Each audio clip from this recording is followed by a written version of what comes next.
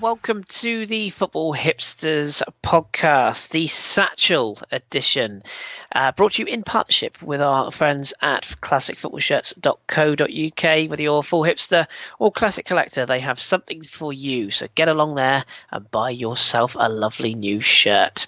My name is Kris. I am your host, and tonight it's just me and John again. Sounds familiar, doesn't it, John? Good evening. Yeah, it does, mate. Yeah. Yes, we roped in the other reprobates on Monday, or Tuesday, I should say. But tonight it's just back to me and thee. So, what is the Satchel? Some people will not know what we do. So, this is where we talk about the Champions League and Europa League. Over the past two match days, we're at the just going into the quarter-final stage next. So we know who's in the draws that will be taking place tomorrow, isn't it, John? I think it's tomorrow. Both draws. Yep, both draws will be on Friday the 17th, as you're listening. Super. So we will, of course, tweet those draws when they're released. So what we're going to do is, unlike last season where we had a Satchel each week, this year we've decided to go it sort of 2 weekly segments. So we are going to have a look back at some games that now will seem like a long time ago, but nevertheless were quite important. So we'll skate through some of them and highlight some of the others. So, John, taking them in kind of order of draw, if you will. Borussia Dortmund we'll have a look at first. So they got a 1-0 defeat out in Portugal. So they turned up at the Westfalen Stadium needing at least a 1-0 victory to take it to extra time, 2-0 to take them through. But they got a 4-0 victory over Benfica. Hat-trick for Pierre-Emerick Aubameyang. Christian Pulisic continuing to get his name linked with Europe's big clubs. He's having a lovely old season. Kind of what you expected, really. So Benfica not really offering much resistance, and Dortmund ultimately steamrolling them at home. Yeah, Dortmund were actually very good in the away leg, and Benfica traditionally aren't great at travelling, so they really need the result at home, which they did get. But Aubameyang missed a penalty and missed a couple of real sitters in that game, and he totally corrected that in the home tie. They were easily the better team, and they were the better team in the first leg as well. They just didn't take their chances. So I think most Dortmund fans were fairly confident if they actually put the performance in that they'd get through the tie fairly easily. Benfica at this sort of point of the competition need to get a lucky draw and get a big result at home generally to get through, because they do struggle away from home in the Champions League. Do you think they're potential winners? They are very good going forward when they're all on song. They're very difficult to stop. I think Dortmund's big weakness this season has been their defence. It's been really shaky at times, and Tuchel is, he's clearly a very bright manager, and he's got a long career ahead of him. I'm sure he'll get some very big jobs along the way as well. Obviously, Dortmund already is a fantastic thing to have in your CV, but I'm not sure he concentrates as much on the defensive side of the game. Although, to be honest, that is kind of a theme of this year's Champions League, bar probably two teams. So you never know, because there's been plenty of games that have sort of finished 6-5 and stuff on aggregate. So it's whether they could do it throughout the competition. I think it's when they come up against the really top sort of level elite, like a Bayern Munich, Real Madrid, that kind of team, is when they're going to struggle a little bit too much and just concede one too many goals. Speaking of 6-5 on aggregate, that leads us on to the next one, next tie, which I'm sure we'll have plenty to say about. I don't know if you saw Thomas Tuchel's interview post Dortmund, and the reporter asked him if he'd seen what had happened in the PSG Barcelona game, and he couldn't. He was like an excited schoolboy. He's like, "Yes, we went into the dressing room, we saw it," and what they witnessed was, there's two sides to this coin, isn't there? Naturally, I'm going to be slightly sniffy at what happened to PSG. Sort of more on that in a second. But ultimately, Barcelona winning the tie over the two legs, 6-5 on aggregate. They needed to score, well, at least 5 goals at home. They ended up scoring 6. And even though PSG got the goal that I think everyone expected them to get away from home, they went out, and they went out in spectacular fashion. Which side of the coin do you kind of flip this? Do you look at it as a very much, not a conspiracy theory, but a Barcelona win at all costs situation? Some of the decisions going their way. There was a lot of play acting, cheating, let's be honest, at times. Or do you look at it as PSG with a massive bottle job? Or is there a little bit of the two, maybe? There's definitely both.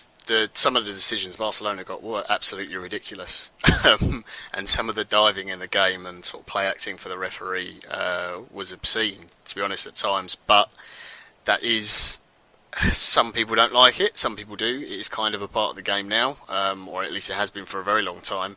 And if you can get away with it and get your team results, then that's fine. The confusing thing for me about this whole match was PSG were so good in the first leg. And Barcelona were very poor. Then you get to the second leg, you're 4-0 up. Okay, you're away from home, and Barcelona are probably gonna score at least one goal. It's certainly capable. But me and you spoke about this before the match, and we're talking, saying we definitely see Barca scoring, but I can see PSG getting one, which then makes the tie so ridiculous that there's just no way Barca can realistically go through. But PSG played so negatively in the game. And you could see Unai Emery trying to force his team to get higher up the pitch, but they were sitting so deep. There was none of that calmness in possession. They kind of walked out onto the pitch looking like they'd already lost the game at times. Even when they scored the goal, there's 28 minutes left to go. Barcelona at that point then have to score 3 goals. PSG didn't look particularly calm. After the first goal they conceded, actually I thought PSG started to play a bit better. But again, they just dropped off in the game, and the first 2 goals were very un-Barcelona. They were quite scrappy. The Suarez header and then the Kazawa own goal. But the weird thing to say about the match overall is Barcelona scored 6 goals and weren't particularly good. So true. Yeah, which sounds really strange. And then you've got these 3 amazing players up front in Suarez, Messi, and Neymar, who, okay, they all scored goals, but Messi and Suarez didn't really do a lot in the game, weren't particularly effective, and Neymar was brilliant for the last sort of 20 minutes, but up until that point, he was really poor. So, I understand obviously the frustration with the referee and the decisions he made, and I get that, that's totally true, but regardless of how bad a referee is, you cannot forgive a team for conceding 6 goals in the way that PSG did, because it was so sloppy. And just to let it all go in the space of 7 minutes, 5 of those minutes being an injury time, is absolutely ridiculous. And I get the fans' frustration, and it must be absolutely gutting. But I'd be so disappointed with my team, and I'm sure that PSG side is still shell shocked from it. Yeah, I think you sum up my thoughts completely. No doubt. I mean, I was absolutely. I was shocked, and I think the worst part about the whole affair was that I saw it coming when they got the goal, was the Neymar goal in the 88th minute. I think that's wonderful when free kick that was, though. Absolutely it was amazing. Absolutely, yeah, it really, really was. And as you rightly say, Suarez's antics, beyond the pale. I know I've seen a lot of people say that's a winning mentality. I don't think I want my teams to be winning games that way personally, but we know what he is and we know what he does. He's a world-class footballer, but he can be, he plays on the edge of the law. It has to be said, Cavani missed a good chance when it was 2-1, I think, at the time, and he hit the post. That's not me bashing him, by the way. He scored a very good goal as well. He did, yeah, absolutely. It was a very, very good goal. And to be fair to Cavani, he ran his backside off all night and got no service whatsoever. It's such a strange game, because it's just ridiculous to say neither team played well when there's 7 goals in it. Yeah. And he cancelled a meal with his friend, apparently, that night, because he was so upset, Cavani. Interesting story there. But Yeah, and of course Angel Di Maria also missing. I mean, arguably they should have had a penalty. PSG. The penalty that was given against Meunier, I thought was ridiculous. I mean, he's on the floor. To fall over someone's head to give a penalty, I just thought was nuts. And then of course the defending. I really thought PSG had gone once the when the Neymar free kick in went in. You could see that they were looking for direction. Yeah. The Unai Emery was clearly flustered. The players were all over the place, and it got to the stage that they were just hacking Barcelona players down, which is of course what led to the free kick, which got them the winning goal, because it was just a hack, and free kick was awarded into the box it came. And I do have to say, I know we both seen a lot over the year watching Serie A of Thiago Silva. He was abysmal that night, absolutely abysmal. And for a player that is, when you talk to people who watch a little bit of football from around Europe or the world, a lot of them will say, "Oh, Thiago, yeah, he's one of the best defenders in Europe." It really was one of his worst performances I've seen, and he's not a leader. He's just not.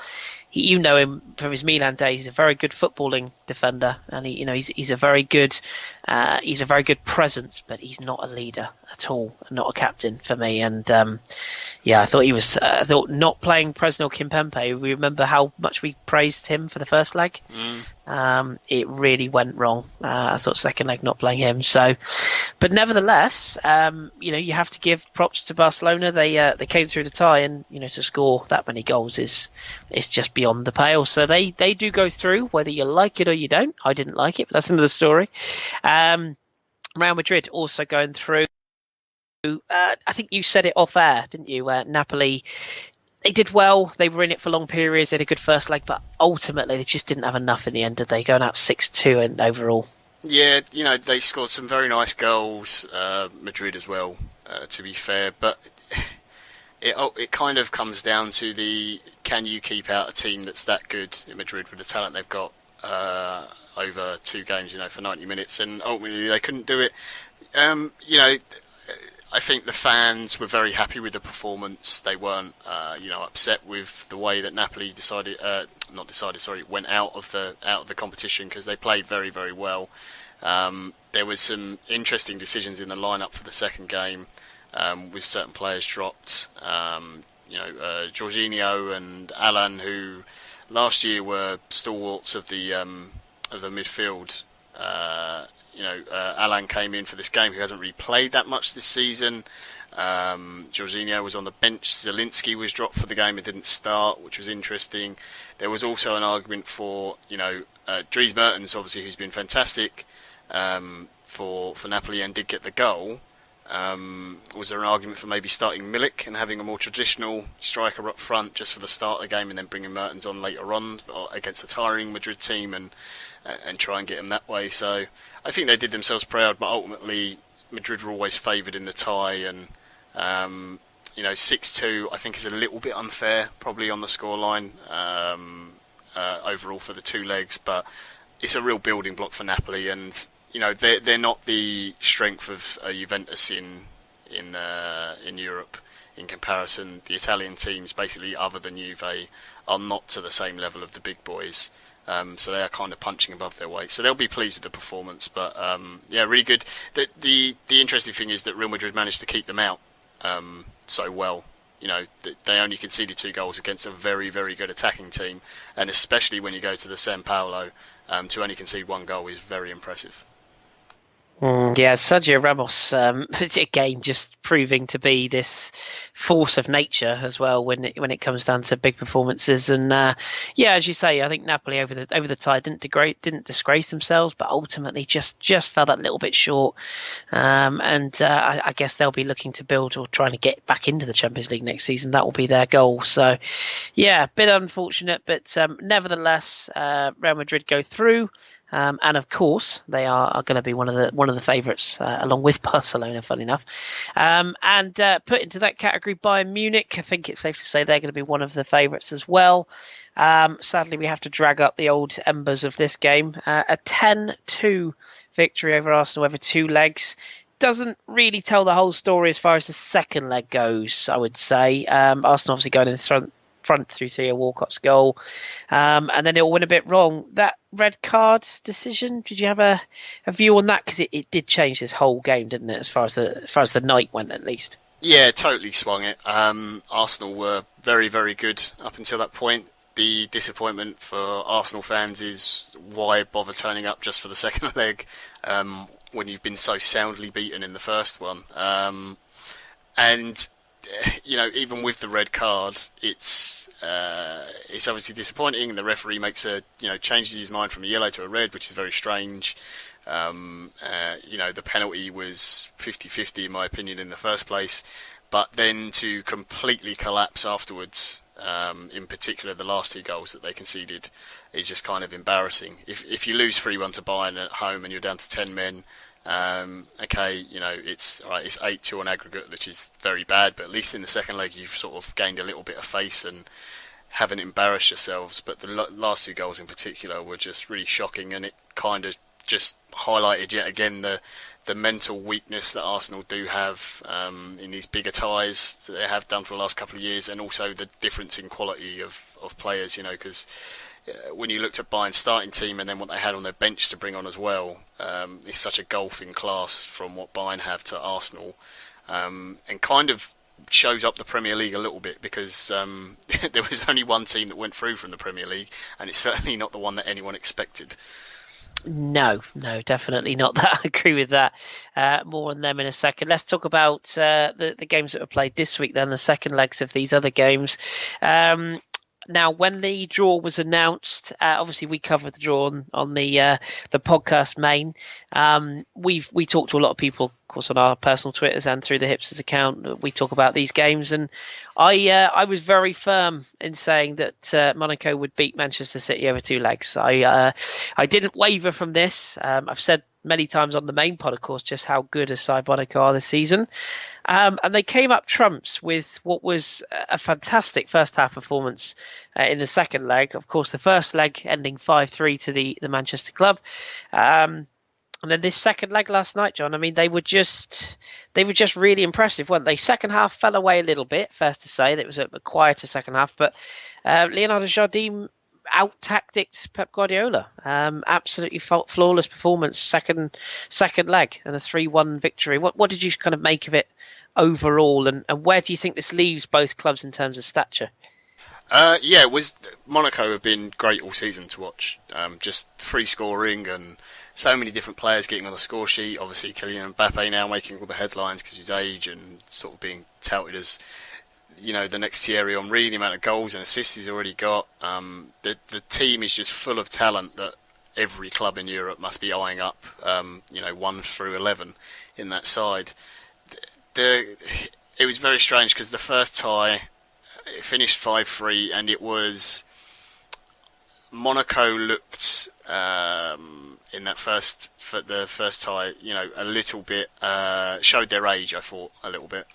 Lacking a little bit leadership on the pitch and just knowing when to close things down, which I think helped City with getting those extra goals, and obviously the penalty as well from Falcao that was missed. Going into the second tie, it was very, very different. They knew what they had to do. They knew they wanted to score early to put pressure on. They did that. Mbappe again, scoring a big high pressure game. Playing at home for Monaco isn't the biggest advantage in the world because they don't really have a crowd. That's probably one of the biggest crowds they've had all season, and it wasn't even a full stadium. They just looked like they wanted it more. You look through City's team and you can debate on the quality of some of the players. I think that's fair, but they're all fairly experienced, bar one or two. They've all played on the big stage for long periods of their career, and they just didn't look particularly interested. Bakayoko in midfield, Fabinho, Mendy, Sidibe were all like every 50-50 ball. They were the first people to it. They were picking up any loose passes. When you look at Man City, had one of my favourite players in the team, Kevin De Bruyne, who I think is wonderful. Every single time he tried to play the ball, it just wouldn't come off. None of the passing was there. They couldn't keep possession of it. Second half, they were a bit better, and I thought Monaco did look a little bit tired. But by that point, it was just too much. And the difference between the first leg and the second leg was they knew how to shut the game down. They weren't going for another goal. They were directing players to run to the corner flag. I know we're 2-on-1 in this situation, but we don't need the goal. You can just run it into the corner flag, waste a bit of time, soak it up, those kind of things, which showed a level of intelligence that wasn't quite there in the first leg, I thought. The really disappointing thing for City, for me, was Raheem Sterling and Leroy Sané, who have both had really good seasons, were just not in the game at all until the second half. David Silva as well, who's a really talented player, wasn't affecting the game in any way. And it took that half-time team talk from Pep to obviously get them going a bit. But by that point, it was just too late. And the really interesting thing is, if Monaco can take from that second leg performance the sort of intelligence that they showed, take that on further into the competition, then they've got a real chance, because they've got so much energy.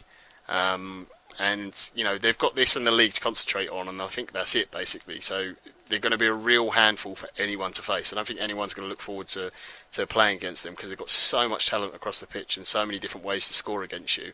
It's really, really difficult to play against.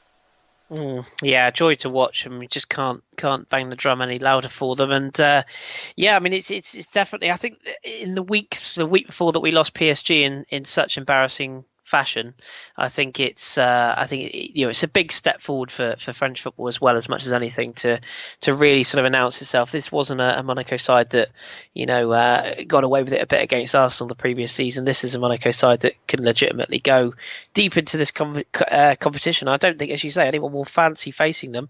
As far as Man City go, I mean, this is Pep Guardiola's first proper failure at this level, if you will, going out in the round of 16. My sort of views aside, is it who does the blame lie with? I mean, does the blame lie with his inability to manage a team defensively, or would you argue that as this is his first season, he just hasn't got the team he wants yet?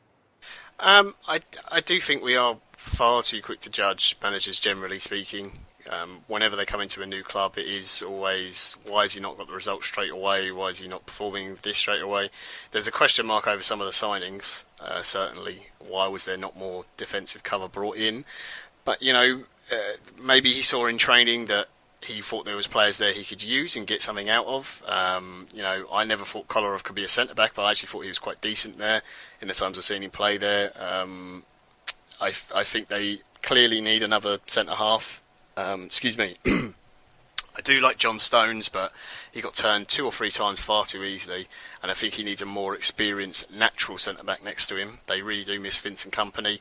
But there seems to be, it's almost like a mental thing in this City team, because they go through these periods of playing very well and then completely dropping off and not really seeming to care. And it kind of goes back to that old tag that Man City first had when they first started spending money. And were buying not the very top tier level players, but certainly players of good ability and talent, that many of them were going there more for the money than to try and win a trophy, and were kind of just, I'm here to earn money and that's it. I don't really care too much about the club. I think that's obviously changed over time, but there's possibly an element of that creeping in, so I think there will be some big changes in the summer. The other thing as well is you don't know how much direct control Pep has on the transfers, or what players he might have wanted to go for that Man City, for one reason or another, couldn't have bought. So there was talk that he was saying he wasn't impressed with some of the players' sort of lack of effort to get back defensively and help and cover and chasing down the ball, that kind of thing, and pressure Monaco, because you could see from the sidelines he was clearly trying to push his team higher up, trying to make Monaco lose possession in front of their back four, because once they get it into midfield, they're very good and they can hit you quickly through Mbappe or even Germain, Thomas Lemar as well, or these kind of players that you can hit on and hit City on the break. So you want to pressure them high at the pitch, and City weren't doing that. Leroy Sané in particular was really poor in covering Gael Clichy at the back, I thought. Very disappointing. Yeah, it's one of those that will run and run. I mean, as I say, I know I've nailed my colours firmly to the mast, and it's not to say that I don't rate Pep Guardiola as a coach. I clearly do. He's a very, very good coach. Clearly, it's more just that I'm not sure I quite buy the amount of hype that is around him, and I just want to see whether he can actually cut it at a level where things are not quite as easily or well set up for him, if you will, and that's the challenge I would put for him. But nevertheless, as I say, the praise has to go to Monaco, who triumphed from this tie. So they will certainly be a club that most people want to avoid. And if you listen to Gianluigi Buffon, Leicester City is another club that teams will want to avoid. We should say at this point, Juventus qualified with a 3-0 victory over Porto. There isn't a lot to say, really. I think Juve winning 2-0 away in Portugal. I think the game was dead then, really. The goals from Piazza and Dani Alves both brought on as substitutes, has to be said. I think Drew and I covered that in the first pod. And then a 1-0 victory, Paulo Dybala scoring after Pereira was sent off in the second leg at the J Stadium. So sending off a piece ruined both legs, really, I would say. So Juve are through, and yeah, Buffon's comments basically saying he doesn't really fancy playing Leicester because they're a strong side with a winning mentality, and he said the atmosphere is brilliant and all this. So, Leicester got through. What do you make of it? I've got Ross's comments on this. I've got Josh's comments on this. The whole Ranieri thing, the whole Craig Shakespeare thing. These players have just transformed their attitude in the space of a fortnight, and it's seen them make the Champions League quarterfinals. What do we make of it all? For me, it's very impressive. People have to remember that Leicester did get the away goal whilst Ranieri was still at the club. Some credit to him, and obviously he helped get them into the competition. But as much as people didn't like Ranieri sacking, and I understand that, Leicester needed to change something because they wanted to stay in the league, and they're still in the fight to stay in the Premier League. At the moment, it looks like it's working, so you can't really blame them. They've gone back to what they were doing all of last season. There's less tinkering in the team. You're finally getting a tune out of Mahrez. Mark Albrighton is back to this amazing winger and covering his fullback that he was last season. The strange thing for me was that Sevilla, they're ahead in the tie. Yeah, it's a dangerous scoreline, but they tried to match Leicester up formation-wise, and they had Samir Nasri kind of as the man floating behind, which just doesn't seem to make sense because he's not going to win headers against Robert Huth, Wes Morgan, those kind of players. And it just suits Leicester perfectly, down to the ground. I found a really interesting comment. I think it was Richard Dunn, who was on the coverage here in the UK, and he said the reason he thought Leicester was the only English team that went through is because they play English football.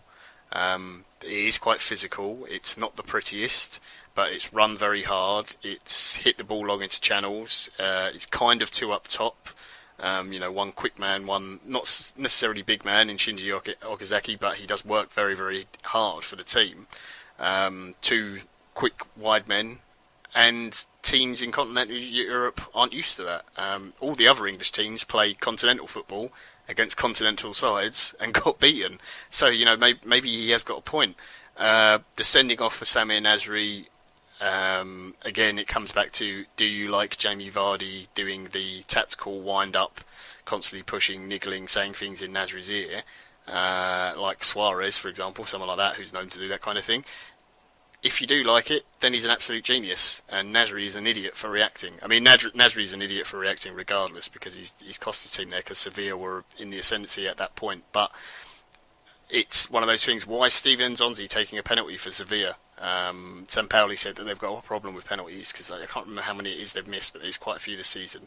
But surely there's someone on the pitch for Sevilla who's going to be a better penalty taker than Steven Nzonzi, who's been a wonderful player for Sevilla all season, but that's not something you're going to ask him to do, really. So, no, credit to Leicester. I get Buffon's point because in the Champions League, when it gets to the quarterfinals, it is generally the big teams. They do like playing possession football and quite open, and they like to try and dominate because they want to impress. And Leicester will just happily sit there and go, yeah, we will defend and we will hit a long ball and try and catch you on the break. And when Jamie Vardy and Mahrez and Mark Albrighton are in the kind of mood they're in at the moment, they're going to get goals. Vardy barely touched the ball in the game, but what he did do was constantly harass the back four, the defenders, the midfielders, and just non-stop running. And it's so difficult to play against. I'll be really interested to see what they do.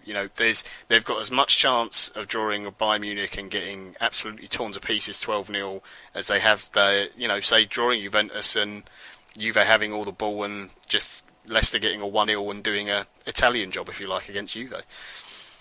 You can definitely see the point about the whole English style thing, can't you? I can take on board what you're saying. I'm still sort of a bit on the, well, not even on the fence. I still feel a bit uncomfortable with the whole affair, but nevertheless, Leicester have clearly decided to play. It's the Chelsea effect, isn't it? The down tools and the new manager change things around, go again. So they dumped out Sevilla.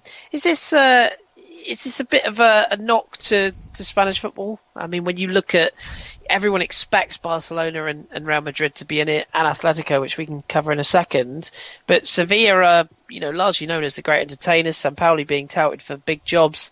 And ultimately, they have failed in let's be perfectly fair, a fairly simple group, really. When you look at what other groups there were, this was a group that they should have qualified from and did. And then the very next challenge they've had to face, they have gone out. So, is this a failing of Spanish football as a whole? Is it just a Sevilla failing? How do you see it? No, I think it's just Sevilla. I'm not sure how much of a failing it is, because when you look at what they're doing in the league in Spain, they're above Atletico. They're pushing Barcelona for possibly second place. If they finish in the top two, that'd be amazing. When you consider, it is generally, without Atletico Madrid, it is Barca or Real Madrid dominating it every single year. But they come up against a very different opposition to what you would probably face at all in the Champions League, let alone at this round of the competition. I think I saw some stat the other day, I did retweet it. It's something ridiculous, like 2 and something bit years since they've been knocked out of Europe, technically speaking, because obviously all the years where they dropped down from the Champions League and then went on to win the Europa League. It's kind of ridiculous. For San Pauli, I just thought it was very strange decisions on the night from him. And I think he'll probably look back on it and say, if we just stuck to the way we normally play, we'd gone through. But they've also got to look to the first leg as well, where they wasted so many chances. I mean, they should have been 4 or 5-0 up quite comfortably, and they just did not take all those chances. I think even if they scored one extra goal at home, it's a completely different tie, and Leicester perhaps don't have that kind of energy in it. But it's also very strange playing a team that's fighting relegation and just got rid of their manager and now got a new bounce. It's not something that often happens in a European game. No, that's a fair point. Yeah, very fair point. I did think Sevilla played into Leicester's hands, and it has to be said again, obviously missing the penalty, I think that was key at that point. Because if they don't miss that penalty and that penalty is taken and scored, I actually think they probably end up getting a 2-2 and end up drawing the game. But as it happens, they didn't take the chance, they blew it, and Sevilla are gone. So credit to Leicester. Just before we move on to the Europa League, just a quick one on Atletico Madrid. The damage was done, wasn't it? In the first leg, 4-2 victory in Germany. Leverkusen obviously going through changes of coaches and all sorts of turmoil. Has to be said though, in the second leg, it was a 0-0 draw thanks to Jan Oblak, who did produce, was it triple save in this game to keep it at 0-0. So, Atletico again, a dark horse. You've not been brilliant in La Liga, but on their day, they can beat anyone. Absolutely. Their defence is fantastic when they put in performances like this. And Oblak as well. I think it might have been James Horncastle on Football Weekly, this podcast this week, who was saying about how he's a goalkeeper who's never touted enough in the conversation for best goalkeeper in the world, despite his age, because he's superb when you see him put in performances like this. Of all the ties, I think this is so Atletico got conceded none, which I think is a bit of a rarity over all the legs, other than Juventus, who have won every single game at home, and I don't think they've conceded a goal yet in the competition. So for all the free scoring and excitement and everything else we've had, I do still tend to favour teams that can actually defend, because it does kind of help a little bit. So I would definitely put Atletico and Juventus in the running for possibly winning the Champions League, because as nice as it is to score 6 goals over 2 legs, at some point you've got to stop the other team from scoring them as well. Yeah, it's a fair point. It's a fair point. As much as you want to entertain, there has to be a robust kind of rigidness to a team to win anything. So, yeah, they will definitely be one you can't rule out. And obviously with the sort of attacking talent they have, It would be hard to say otherwise. So we'll see how they progress. So just to recap then, the teams that go into the quarterfinal draw tomorrow: Borussia Dortmund, Barcelona, Real Madrid, Bayern Munich, Monaco, Atletico Madrid, Juventus, and Leicester City, who very much seemed the odd one out in that list. So good luck to the Foxes. Draw tomorrow, as we said, so we will post that up when we get there. Let's talk a bit Europa League then. We saw the culmination of the second legs tonight. Myself and Drew covered the first leg action. Yeah. So the early ties, Anderlecht getting through against Apoel Nicosia. They won 1-0 away and they won 1-0 at home. So they're comfortably through. Not a lot to be said. Achimpong with the winning goal. I think probably we would have said Anderlecht would have been favourites to go through in this tie, and so it proved. So Belgian team through. Another Belgian team that got through were Genk, who got past Ghent with a 6-3 aggregate victory. That tie completely confused me the whole way for both legs. I was like, what team is what? Yeah, it's a bit nuts, wasn't it? It's like who is who's doing what. Is it a bit of a surprise? I mean, if you look at what happened with Ghent, of course, in the Champions League, I don't know. Do we read into this? They beat Spurs, of course, in the previous round, and yet they've gone out to their Belgian counterparts. So, I mean, how do we read into that? I don't know their league positions. Are Genk higher in the league than Ghent? Oh God, I'll probably get it horribly wrong because of the names. Ghent with a T are currently fourth in the Belgian league. Genk currently eighth. Okay. I mean, I really don't know because I don't know enough about the teams. I saw the Spurs tie and I thought they were very decent in that, although it must be said Spurs were particularly poor in the home leg, as they were in most of their home legs. The whole playing at Wembley thing not helping them out. But, you know, they've got some Champions League, not pedigree, but, you know, they've been in the Champions League a few times and got some games in it. So that little bit more experience maybe plays through. I don't think they're a team that many will be upset if they draw them, if I'm honest.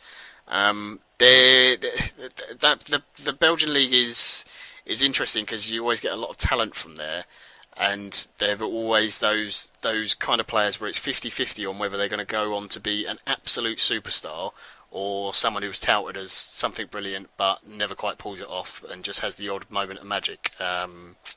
Charisma being a perfect example of that kind of player, if you like, without trying to be harsh on Charisma, because he's a very good footballer when he wants to be. But it's either you're a Charisma or you're a Kevin De Bruyne, for example. So I'm sure they're capable of doing things, but I don't think they're realistically going to trouble anyone to win the competition. No, I don't think anyone's going to sort of panic about drawing them, but nevertheless, it's good for Belgian football that you've got two clubs in there, and yeah, especially with two Belgian clubs drawing each other. One had to get through, and one has. So, Besiktas also winning a bad-tempered tie with Olympiacos. Yeah, it wasn't a very well-behaved tie, this one. I think the UEFA will be quite glad that one had to go out and that they couldn't draw each other again, because lots of police presence in this one. But a 4-1 victory in the second leg saw Besiktas through. Overall, Abubakar with a goal in tonight's fixture. Ryan Babel with 2 goals. One really should have been saved. Should be said Abubakar was sent off later in the game, 40th minute. El Yunusi pulled one back for Olympiacos, but those late goals, one from the aforementioned Babel and Tosun, getting Besiktas through. Tosun goal was very, very good late on. It was. Very good, the strange thing in that tie was obviously Besiktas at home, but at 2-1 they were going out and they were down to 10 men. And Babel, who'd already scored earlier, and like you said, it shouldn't really have been a goal. The goalkeeper should have done better. I don't think he'd scored in Europe since 2010. Since August 2010. So who would that have been for? Was it for Inter? Was he back there? I can't think where he was then. He wasn't at Liverpool still then, was he? He'd gone from Liverpool by then. Yeah. No, sorry, I'm thinking Quaresma, not Babel. Sorry. Crikey, look at me. 2010. Yeah. It would have been Liverpool. It would have been Liverpool. Yeah, wow. Liverpool, yeah. Yeah. 7 years ago. So, yeah, a bit of a throwback. I mean, ever seeing him on the pitch, I always get confused. I always think, you must be 40 now, but he started at such a young age. Some career he's had. But yeah, the last goal in particular was brilliant. And as always, amazing atmosphere at the Besiktas Arena. Will not be a nice away leg for whoever has to play them. For the players, it will be great in terms of the noise and everything else. For the fans, perhaps not so much. Can be a little bit dodgy going out there. That is not to label all Besiktas fans at all, of course. Sadly, it's just it's always the minority that ruin it and label everyone else as idiots. But yeah, really good performance for them. Again, they kind of do the same thing that we said about with Benfica, that they struggle away from home. So they'll be a sort of team who, if you get a very good home result against, you should be okay. But you can see capable of scoring 4 goals in with 10 men, so still be a threat. Yeah, so it's definitely a tie that I think, well, I say definitely, I would imagine it's a tie most teams will want to avoid, but I haven't got a sneaky feeling they might end up drawing English opposition, so you know who that might be, because they got through. Manchester United, I speak of, 1-0 over Rostov in the second leg. Not the most entertaining spectacles at Old Trafford. The late goal from Juan Mata after a Zlatan Ibrahimovic flicked assist. Do you think Jose Mourinho will just be pleased to have gotten through? Because, to say, United didn't really look great. A couple of very good saves, especially one last kick of the game from Sergio Romero. Of course, you'll know Sampdoria days. You just never know what you're going to get from Romero, but pulled off a very good late save, which could have seen the tie go to extra time. So, yeah, is it a case of Mourinho will just say, well, we're through and that's job done? I think he was probably taking the competition fairly seriously from this point anyway. Tonight kind of felt like a just get through the game. We kind of know we're through. They looked like they would happily have taken a 0-0. I think Rostov only had 4 players for their bench. They couldn't fill their bench out, so I'm not quite sure what happened there. But as you say, Romero, actually, every time I've seen him play for United this season, has looked very impressive.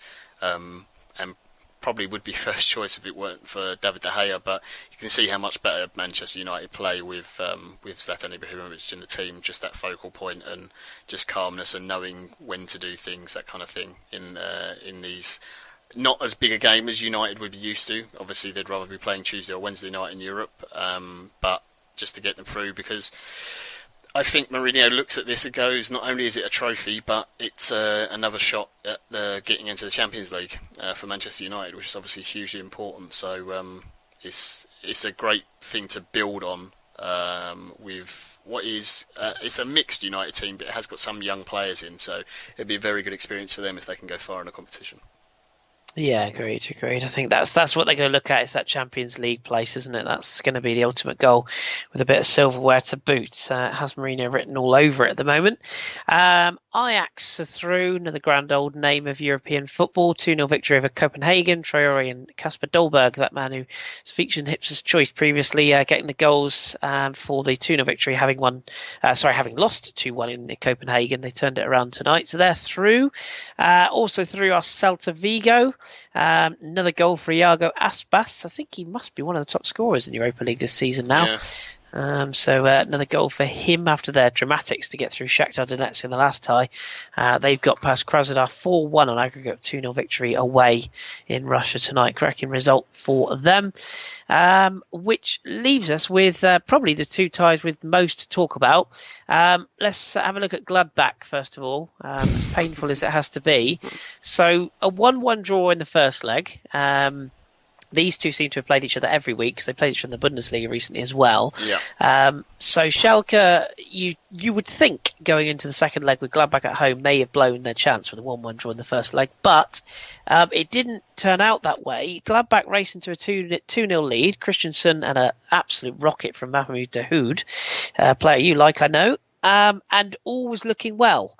And then, it didn't end so well, did it? No, it's weird because I think this is the 3rd game in 2 weeks or a week and a half, something like that we played against Schalke. We got the away goal, which was very good.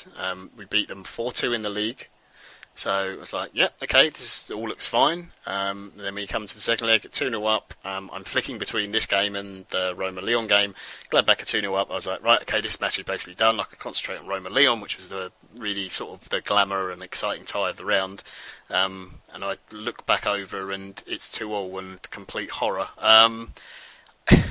It's very strange because Schalke, you can never quite sum up what they're going to do.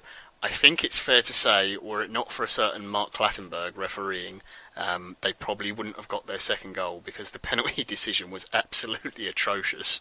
Yes, I'm a Gladbach fan, so I'm going to be slightly biased, but I'm sure if anyone goes to look at it, it's terrible. That said, Bentaleb steps up, scores. Gladbach have got a horrible record. I think it's 18 penalties we conceded in this season and the last season put together so far. And Jan Sommer hasn't saved a single one of those either. So it's not the best record ever.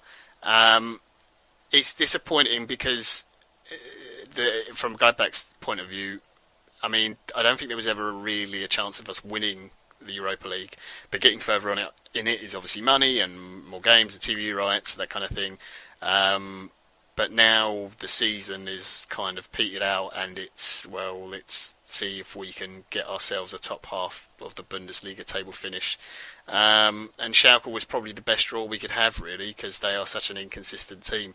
For Schalke, it's amazing. The way they turned it round, yes, they got very lucky with a penalty, but to be 2-0 down and have conceded an away goal, that shows a great comeback and sort of fight and spirit. And I'm trying to remember the manager's name, Weinzel, is that it?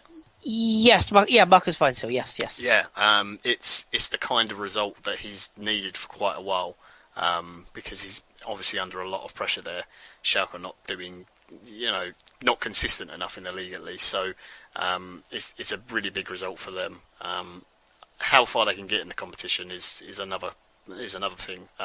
Maybe they can get Mark Clattenburg, not that I'm bitter, for the next round as well. But it's a fantastic result for Schalke. Disappointing for Gladbach, but if I'm honest, quarterfinals would have been amazing, but I couldn't see us get further than that. No, it makes you wonder if all the eggs are going to be in the Europa League basket for Schalke, because surely they're a side that, reputation alone, you'd think they'd be one of the front runners with what's left in the tournament. So yeah, they are one to keep an eye on, I think, when we look at that draw tomorrow. And I'm very disappointed that Dahoud scored that goal, because more people will now want to buy him. Yeah, very, very true. It's a good goal, though. Very, very good goal. And that leads us to the final tie, which I think it's fair to say was the tie of the round. Roma-Lyon. Another victory for a French side, which makes me happy, of course, but that doesn't begin to tell the tale of this. 4-2 for Lyon in Rome. And Mukhtar Diaby scoring in both ties, the big centre-back for Lyon. His goal tonight was absolutely crucial. Kevin Strootman got the leveller to our own goal at that stage with half an hour to play. I think most people would have backed Roma to have gone on and got the goal they needed to have either taken it to extra time. In fact, no, they would have been through, wouldn't they, on a 3-1 victory. So, I think most people backed Roma, but Lyon hung on, and Roma exit the competition. It's got a little whiff of Roma about it, hasn't it? This side that you look at, and they perform brilliantly in Serie A, and then ultimately they drop the baton. They certainly did against Napoli in Serie A, 2 weeks ago, and now they've exited this competition. Does that put pressure on Spalletti, or is it, as I say, is it just Roma? This is what they do. It does feel very Roma. Their season's kind of come apart in the space of 2-3 weeks.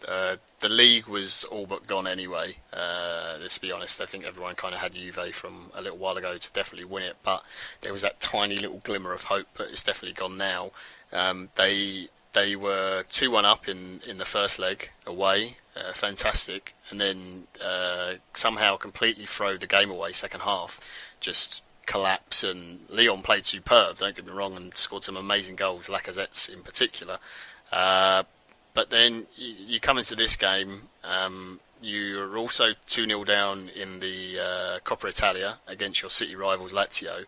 This is your last chance to kind of, get some pride back and show what you can do. Because I think if they got past this tie, then they're a real hot favourite for the competition. But they just couldn't do enough. This again, strange thing in this game, they were all over Lyon, and then they conceded a goal. Very sloppy free kick giving away. Diakabi scores. Okay, they go up the other end straight away and score the goal, but giving away a goal when you're in such a commanding position in terms of the tempo of the game is just so typical of Roma. They got the goal late on. Sorry, not late on, with about 30 minutes to go, and it was all pressure, and they just couldn't find the final knockball down. Anthony Lopez made some ridiculous saves in the game, particularly early on. There was a really good one, double save that he made. Mamana made some really good blocks, Jallet as well. Toussaint, I thought, was a little bit lucky to stay on the pitch, if I'm honest.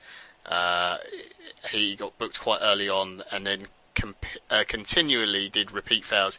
Nothing serious or anything, but they would repeat fouls over and over again, and it was sort of every 5-10 minutes. And at not one point did the ref say, this is one too many now, which I thought was very strange, because the Roma players were clearly trying to point that out to him. Roma just kind of ran out of steam and looked like they'd run out of ideas. None of the passes were quite coming off. Daniele De Rossi, who'd been quite good in the last couple of weeks and kind of had a little bit of a revival, his passing was going astray. Raja Nainggolan couldn't get a grip on the game like he normally does. Salah was getting in behind, but his final touch wasn't quite there. Dzeko really only had sort of a half chance, that was it. Although in true Lyon on French fashion, as I was kind of tweeting with Lana at the time about the game, Lyon did try to bottle it and out-bottle the traditional bottlers in Roma, as Cornet ran completely clean through and attempted to round Alisson, but completely messed it up, and Alisson made a brilliant save, and it would have put the game out of sight. But Roma refused to be out-bottled and just couldn't find that last goal with 30 minutes to spare. So Spalletti will be disappointed. I thought some of his decisions were a little bit strange. I'm not quite sure why Mario Rui came in. I think, when you're behind in the game, you're at home, you've got to go for it a bit more. So there's an argument to either start Perotti or El Shaarawy in his place. Even Emerson would have been probably a better choice for me. I think there's also an argument that you could have not started De Rossi and gone with Leandro and had a little bit more movement in midfield. So a few questionable choices in terms of the team selection, but as a tie over the two legs, it was fantastic to watch. Some brilliant football. Lacazette, his goal in the 92nd minute in the first leg, ultimately I think really decided it, and it was quite amusing because Lyon's official Twitter account was complaining about the 5 minutes of injury time added on, to which Roma and a few Italian famous Twitter accounts then replied, "Oh yes, injury time, what a terrible thing," and then with the picture of Lacazette's celebration from the first leg. So not any bitterness at all held in that, but yeah, really, really good for Genesio and this young team, and again, I think Lyon will be one of the favourites for the competition now. Yeah, I'm inclined to agree with that. I think it is, as you say, you talk to Lana or anybody who follows Lyon, and they'll tell you they are just the most bipolar team you'll come across. She completely threw Cornet under the bus when he didn't go around Alisson properly. It was hilarious. Doesn't surprise me. Yeah, it is just so bizarre, and they are one of those, much like Monaco. When they're on their day and they're on their game, they are fantastic to watch. I would hope, again with my French football hat on, of course, but I'd hope they'd get a draw against a club that will let them play in the next round. I think particularly if they draw Mourinho's United, for example, I think this will be the end of their journey, because I don't think tactically Genesio is quite there as a coach yet, and I don't think he'll be able to overcome a team that will, really park a bus and sit deep and say, right, well, what have you got at us? Because I think they play so well on the counter. Spalletti's side were almost hand-picked for them, which is, I think, why we were excited when we got the draw, weren't we? Yeah, it was. I mean, you could have picked.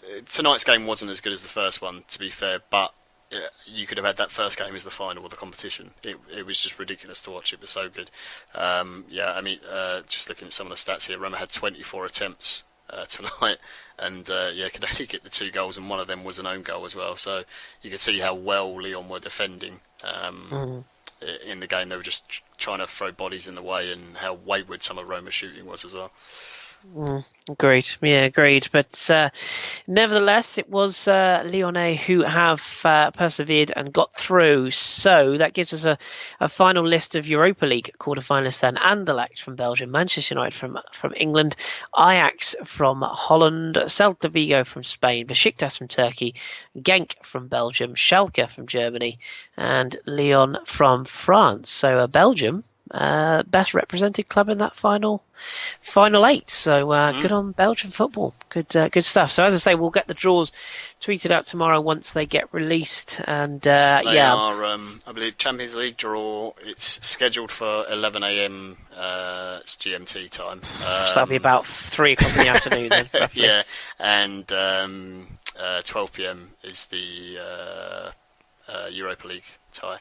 So that's 12 Central European time and 1 o'clock Central European time for the draws, if that's easier for some of our listeners.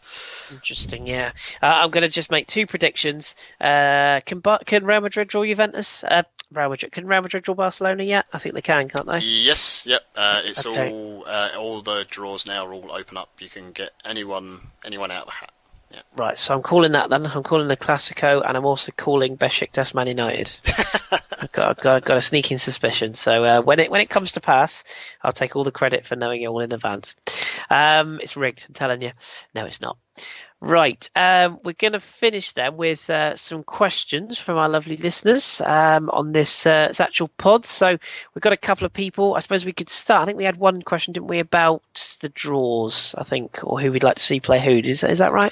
Yes, Michael Folletti, our Juventus fan. Ties yes. You'd like to see in the Champions League, but I suppose we can throw in the Europa League as well for that. So okay. Is there any particular you'd like? Yeah, well, I say I've done my 2 there, I guess. I think Schalke Lyon would be fun. And as far as the Champions League goes, can I pick a tie that I don't want to see? If you want. Is that possible? No one's stopping you. I really don't want to see Monaco and Atletico Madrid. I really don't, because I just have this horrible feeling that the beautiful, free-flowing Monaco will be stifled and choked within an inch of their life by Simeone, and it will be a horrible misjustice of love that Monaco go out. So I don't want to see that. Is there any games you particularly would like to see, or wouldn't like to see, maybe? As for Champions League, Dortmund-Monaco screams out to me. Oh, that would be tasty, yeah. If Monaco can decide to forget how to defend like they did in the first leg, you can be like 12-11 or something over 2 legs. That'd be ridiculous. There'd be so many goals. It'd be really entertaining, very fast, free-flowing football from end to end, kind of like watching a basketball game. The sadist in me would love to see Juventus Atletico, because I'd love to watch 2 teams that can actually defend properly. I know that bores some people, but I really like that. As for the Europa League, Lyon, I don't know. Lyon Ajax would be cool, just like the 2 old names, that kind of thing. I actually think Lyon Celta Vigo would be quite good. I think Celta have been really decent this season. They do play nice football. You could definitely get some goals in that. I suppose an all-Belgian affair would be cool. And Genk, that'd be quite interesting. And I'd actually quite like to see Schalke and Manchester United. That'd be good. 2 big names from Europe, not in the premium competition, to say the least. But this is the good bit about the Europa League. When you get to the knockout stages, it does become a very good competition. I don't think enough people watch it, to be honest, because you do get some really, really good ties in it. Yeah, fair point. That I don't know whether has anyone asked a question of who we want to win it or who we see winning it, because we always do this. Go for it. No one has asked that one, but no one's asked it. Okay, so what I'll ask you is who you want to win it, as in both tournaments, and who you think will win it. So I'm going to stick with Juventus for the Champions League, because you had PSG and because I had PSG, naturally. Obviously, I hope Monaco win it. That's obvious. I'd also like to see Dortmund win it. If I had to pick anyone but Monaco, I'd love to see Dortmund win it, just because I think Tuchel's had a tough time, and he does try and play things the right way, and it'd be good to see Dortmund back at the top table. Europa League wise, obviously again, I'd love to see Lyon win it. Who do I think will win it though? I got to say, I think Man United are favourites now. I really do. You look at what's left. I can't see Lyon, Schalke, or or Ajax stopping Man United, and they are the only three clubs I would say have got a real, genuine chance. So, yeah, any different for you? In terms of Europa League, yeah, I'd love to see Lyon to win it. If they weren't so flaky at times, I would definitely back them. But because they do have, they have that Roma-ness about them. Yeah, true. Yeah, I just can't. I'm not convinced enough. If they perform to the level they did over those two ties, then fine. But I don't think they can do it. So I probably agree with Manchester United. As for Champions League, I'd love to see Juventus to win it. I also think they can. I just can't quite see past Bayern. I just think they've been so kind of average for the most of the season, and waking up, just right now they're just like, now we'll just start getting a little bit better and better and better. I'd also, I know as well. Yeah, I know it's not a particular popular one with a lot of English people because they've kind of hate Leicester now because of the whole turning their back on Ranieri. But it would be absolutely hilarious if Leicester won the Champions League. Wouldn't it? Under Craig Shakes, that would be nuts, wouldn't it? I mean, that would be the strangest thing since when Chelsea... I mean, the Chelsea one was kind of not too strange, I suppose, because they had the team there, but it was Di Matteo in charge. But yeah, Leicester winning the Champions League would be absolutely amazing. I mean, it would be unfair to say, but it would be like Monaco winning it. I think it's as kind of ridiculous as that because of although Jardim's got more, managerial experience, the sort of players and unknown and the youthfulness of it, it would be really interesting. But I think Bayern just got that edge. But I'd love to see Juve to win it. I think they can go very far. It depends on the draws they get, though. They might have to get lucky with one or two of the draws. Yeah, and also I'd love to see Leicester Bayern or Leicester Barcelona just to see how they do. Yeah, I mean Leicester Barca could be hilarious because it is such a Leicester game. It is. We do not have the ball. You have. Cause I think they had like 20% possession or something in that Seville game. Something obscene like that, which you just never see that in the Champions League normally, unless it is Barcelona in the group stage against, Ruben Kazan or someone like. Oh, actually, I shouldn't have said Ruben Kazan because that's the team who got the draws against them, wasn't it? Yeah, but, true. Yeah, do you know what I mean? One of the sort of smaller teams, so to speak. Yeah. Yeah, no, I agree. And from a selfish point of view, I kind of hope they don't draw Bayern Munich because if they end up beating them, how bad does that make our lot look? That's another story. Another question. This is kind of, I guess, English breakfast, but us as well. Can you guys see Mourinho staying at United long term, or do you think he'll do his usual few seasons and then move on? I think the latter, personally. Just because he has this thing, doesn't he? This 3-year thing. I don't think the Europa League will change it. But I wouldn't be surprised if in 2 years, having had 2 years in the Champions League, he then drifted away. I think he wants to go back to Inter, doesn't he? And I think he's got unfinished business. I could see him managing Portugal later in his career, but I think club management right now, I could actually see him at PSG as well, weirdly. Yeah. In 2 years' time. If PSG keep Emre for another season, which I still don't think they will, but even if they didn't, PSG are the sort of club now with so much money, they could easily hire a manager for next season who doesn't achieve Champions League and sack him again. Yeah, of course, so I could see Mourinho as part of the PSG project, especially with the amount of money, and of course Jorge Mendes at the helm of clientele. So I don't know. He had everything at Chelsea and he didn't stay. That's what I would say. I think the thing was he always wanted that Manchester United job, didn't he? That was he really, really wanted that, and he'd been after it for so long. So it will be interesting to see how long he stays there. I think if the turnover of players is sort of high enough, then maybe, because it certainly seems like only particular types of players have that sort of undying admiration for him. When you think of players like Drogba and Lampard, John Terry, those kind of characters, which are a lot harder to find in football these days, or at least seem to be anyway, that kind of have that hard backbone that can take criticism, but also go out and do it on the pitch. So if he has those kind of guys in the team, then maybe he stays there longer. But I think it's kind of a trend now that in football, generally speaking, familiarity breeds contempt, doesn't it? Certainly with managers and squads after a while.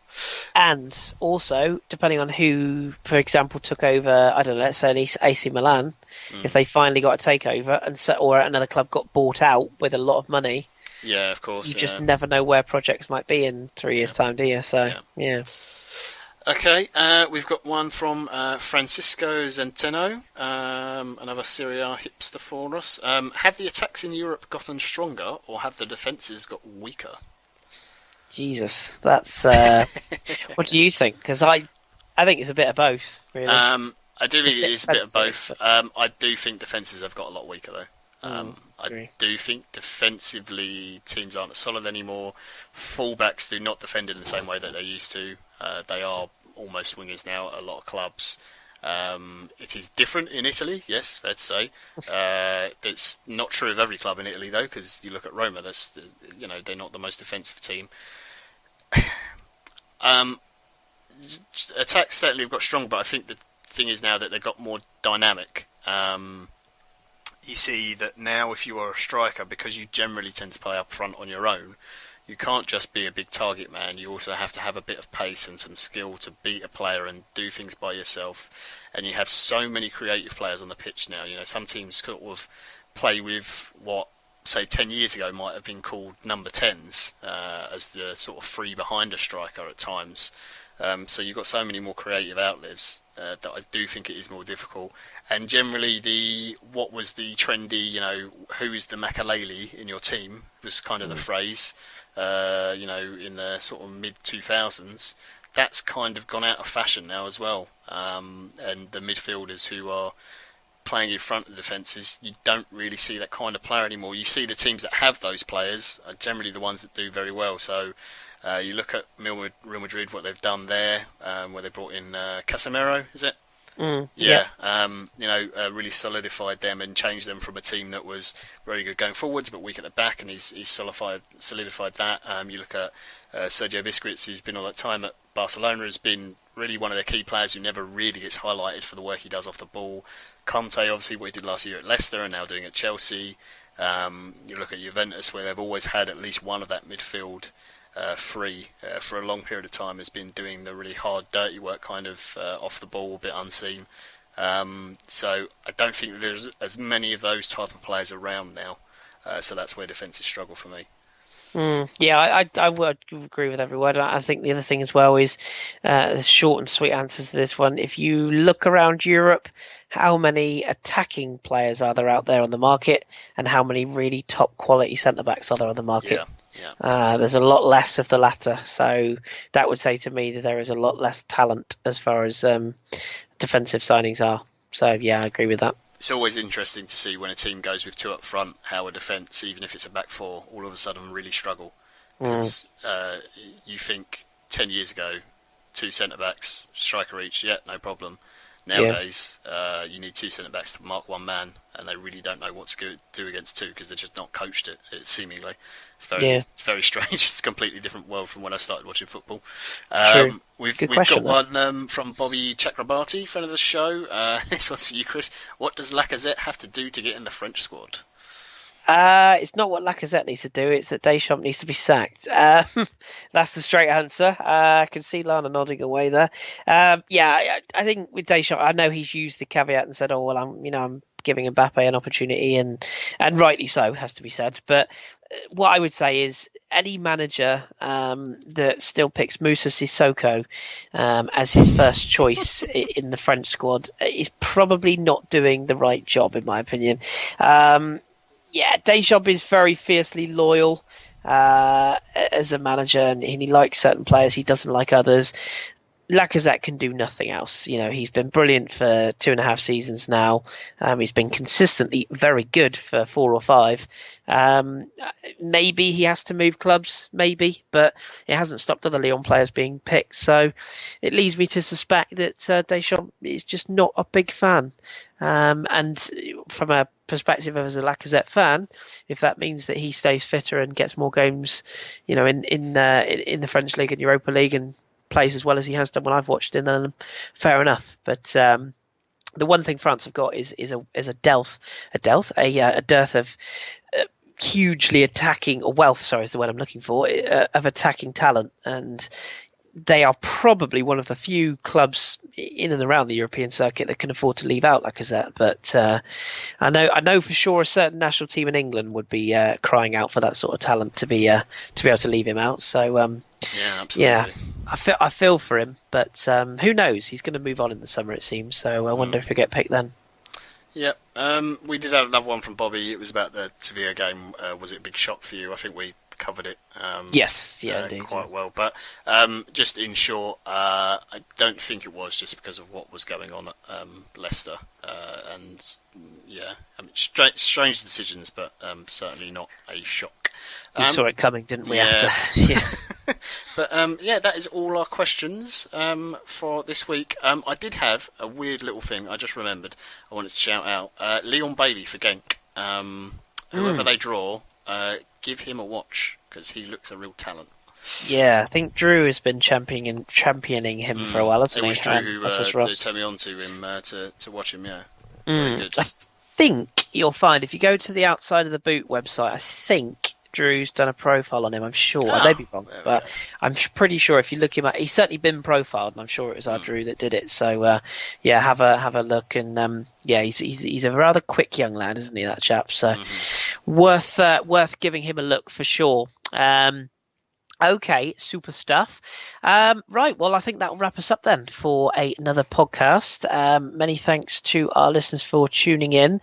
We will, of course, be back. I think we'll be back to normal next week, John, I think, from memory, next Monday. Yes, I believe Drew is back. Yes, Drew's back. Week. And then we have a week off because it's... internationals. International break. Yes. When you say a week off, though, we will be here, just not live. We are, myself and Ross and Josh and potentially others are going to be doing an EFL special. So we're going to do because I know our listeners are quite keen on learning about the EFL. So we're going to do an EFL special, which I think we're going to plan to record probably next week, so it'll be fairly in date by the time we release it. And we might, all depends on schedules, but if we get a chance to maybe do another pod in the meantime, another special, we might cram it in. But look out for the EFL special and get some questions in nice and early. So, yes, a week off, which I think we've earned. We've put out some serious podding recently. So, yes. Back with the Satchel, I think it's middle of April, the next round of ties for the quarterfinals. Yeah. Yes. It's like the 13th and the 20th, something like that. I think the 2 weeks they're on. Sounds about right, yeah. And I, if we can, again, depends on schedules, but if we can make it work so that we can do one after each leg, we will, but it just depends on scheduling. So apologies in advance. We don't get paid for this, despite what people might think. Right, okay. So yeah, you can follow us at the FH Podcast on Twitter. We're on all the usual download sites. So SoundCloud is our biggie. You can also get us on iTunes, on YouTube, on Stitcher, I'm sure loads of apps, to be perfectly honest. And of course, you can visit our partners, classicfootballshirts.co.uk. You can use the promo code CFSAW10, gets yourself 10% off, particularly if in the UK. That's very useful because obviously they are based in the UK, but they do ship worldwide to 80 countries. So there's plenty of places all around the world. And one thing I'm very keen to get people to do, which we don't mention every week, if you are in an obscure country, and you listen to this podcast, particularly if you're a new listener, drop us a tweet or drop us an email, whatever it is you do. Let us know where you are and how you found us. It's always very good for us to broaden our horizons and find out where our listenership is coming from. We can sniff you out via our SoundCloud, has to be said. We can find out where we're being listened to, but it doesn't always give us a true reflection because somebody could just be on holiday in deepest, darkest Nepal, or they could be on holiday in England, but listening to us in Bangladesh, for example. So if you do tune in from a foreign country or from far away, please do let us know and we'll give you a little mention on the podcast. So thank you very much. And the final mention I should say as well before we go, we've got a debutant coming onto the podcast next week. He's going to be joining us for the first time, and I'm frantically trying to look up his name. It's disappeared. Right, I'm going to have to look up his name now. It's a gentleman who tweeted us a little while ago. He's a big fan of the show. I think he's a Barcelona follower, actually, from memory, so we might have to tap him up for the main show at some point, but he's keen to come on. and share his knowledge. And he's going to join our English breakfast crew on Sunday coming up. I'm still trying to find his name. This is such bad planning, isn't it? But I'm going to do this if it kills me.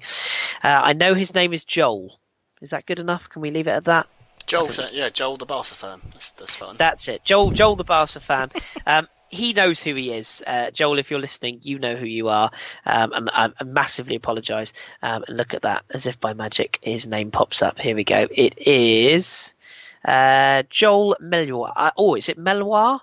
Meloir. That sounds beautiful. Hopefully that's right, Joel. If it's not, it makes you sound even better than you are. It's Meloir. So he's at Joel Meloir on Twitter. Barcelonista. FCB, easy for me to say, obsessive views of my own. So there you go. So if you want to follow Joel, you can. And Joel will be debuting on Sunday. So tune in for that. Right. It's midnight in the UK. Yep, this is how late we stay up for you listeners. So thank us later. So we are going to go to bed. Well, I am. John's going to do this upload first. But until next time, my thanks to John for joining me tonight. Thank you very much. Cheers, Chris. Always a pleasure. And we'll be back, as I say, with English Breakfast on Sunday and back with the main pod on Monday. Get your questions in nice and early, and we will speak to you very soon.